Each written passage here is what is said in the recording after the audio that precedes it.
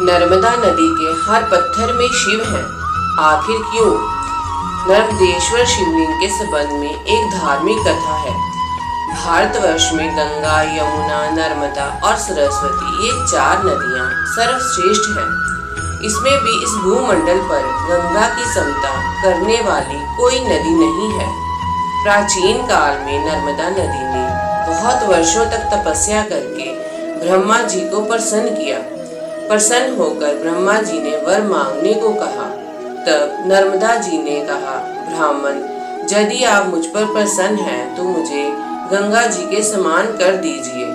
ब्रह्मा जी ने मुस्कुराते हुए कहा, यदि कोई दूसरा देवता भगवान शिव की बराबरी कर ले, कोई दूसरा पुरुष भगवान विष्णु के समान हो जाए, कोई दूसरी नारी पार्वती जी की समानता कर ले और कोई दूसरी नगरी काशीपुरी की बराबरी कर सके, तो कोई दूसरी नदी भी गंगा के समान हो सकती है।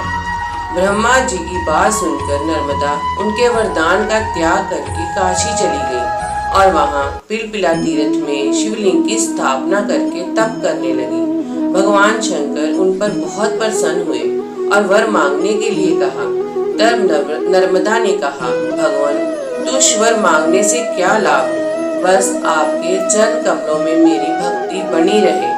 नर्मदा की बात सुनकर भगवान शंकर बहुत प्रसन्न हुए और बोले, नर्मदे, तुम्हारे तट पर जितने भी पत्थर हैं वह सब मेरे वर से शिवलिंग रूप हो जाएंगे।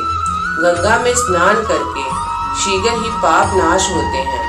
यमुना 7 दिन के स्नान से और सरस्वती 3 दिन के स्नान से सब पापों का नाश करती है, परंतु तुम दर्शन मात्र से संपूर्ण पापों का निवारण करने वाली हो। तुमने जो नर्मदेश्वर शिवलिंग की स्थापना की है वह पुण्य और मोक्ष देने वाला होगा। भगवान शंकर उसी लिंग में लीन हो गए। इतनी पवित्रता पाकर नर्मदा भी बहुत प्रसन्न हुई।